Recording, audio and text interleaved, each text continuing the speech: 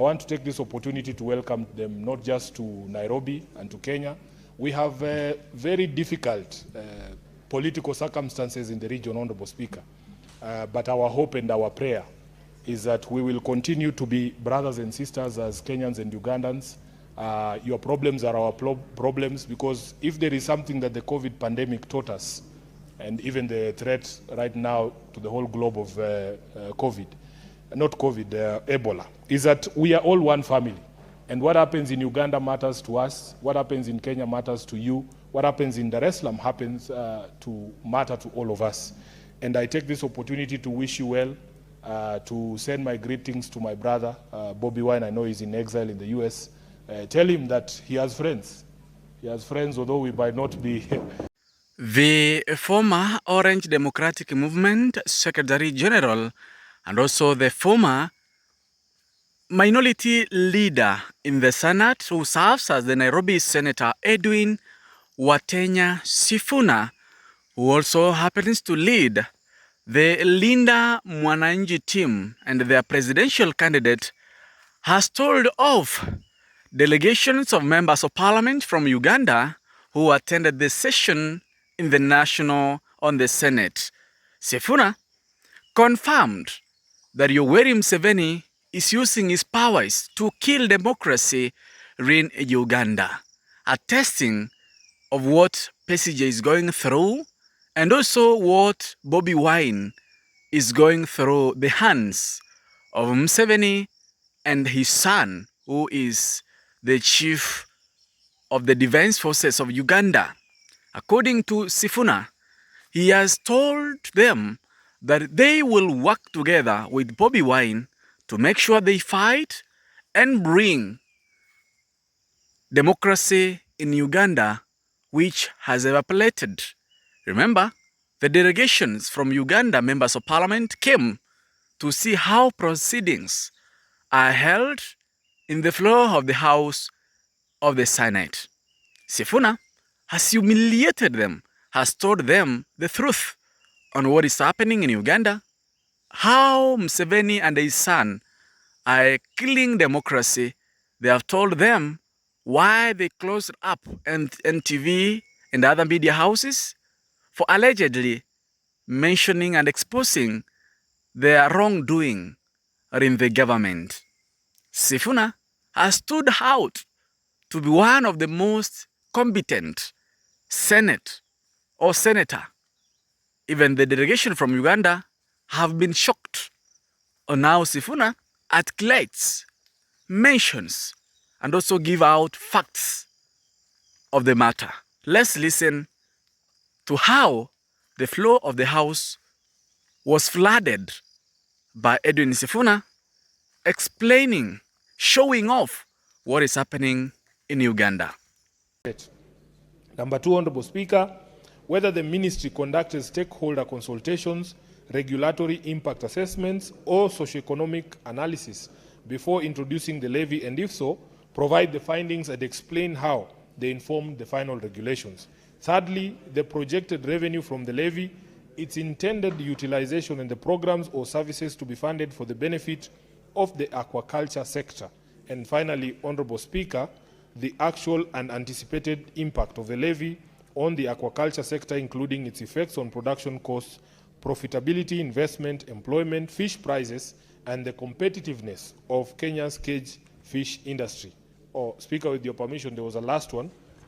The 5th one was whether the government has considered reviewing, suspending, or repealing the levy, or adopting alternative financing mechanisms to support sustainable fisheries management without unduly burdening cage fish farmers, and if not, the reasons for retaining the levy. Finally, Honorable Speaker, I have a statement on internship placement for Bachelor of Science in Nursing graduates from the Kibabi University in Bungoma. Mr. Speaker, I rise pursuant to Standing Order 53-1 to seek a statement from the Standing Committee on Health regarding the failure to place 47 inaugural Bachelor of Science in Nursing graduates from Kibabi University on mandatory internship. Mr. Speaker, these graduates successfully completed their studies in 2025, sat for the Nursing Council of Kenya licensing examination, and fulfilled all academic and professional requirements. Despite meeting all these criteria, they were omitted from the recent internship postings, while other eligible graduates across the country were placed, and no explanation, Honorable Speaker, has been forthcoming from the relevant agencies, leaving them frustrated and without immediate recourse. In the statement, the committee should address the following. Number one, whether the Bachelor of Science in Nursing degree course offered at Kibabi University is validly recognized and approved by the Commission for University Education. Two, the reasons why the 47 graduates from Kibabi University have not been placed on the mandatory internship program despite fulfilling all the requirements. And finally, Honorable Speaker, the timelines within which these graduates will be placed on internship to enable their full professional registration and future employment. Thank you, Honorable Speaker.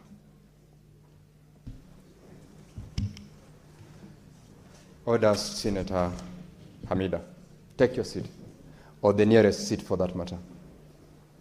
Thank you. Honorable Senators, I have a communication to make from the Chair on a visiting delegation from the Parliament of Uganda. Honorable Senators, I would like to acknowledge the presence in the Speaker's galleries this afternoon, a visiting delegation of Members of Parliament and Secretariat from the Parliament of Uganda. The delegation is in the Senate on a courtesy call to the Senator for Nairobi City County, Senator Edwin Sifuna, MP. I request each member of the delegation to stand when called out so that you may be acknowledged in the Senate tradition. Honorable Betty Namboze, Member of Parliament, Mukono Municipality. Honorable Ivan Yeyune, Member of Parliament, Nakasongola Constituency. Honorable Moses Musanje Lukanga, Member of Parliament, Njeru Municipality. Honorable Loluk Fidelis Logwe, Member of Parliament, Napore West County. Honorable Kansime Anna, Women Member of Parliament, Ruampara District. Honorable Ibrahim Aisu, Member of Parliament, Palisa County. Ms. Mutekanga Jacqueline, Clerk Committee on PSC and Local Government. Ms. Ampeire Ameria, Personal Assistant to Honorable Namboze. Honorable Senators, on behalf of the Senate and on my own behalf, I extend a warm welcome to you and wish you a fruitful visit in the Senate. I thank you. Senator Sifuna, would you like to say a word of welcome to the delegation in under 1 minute?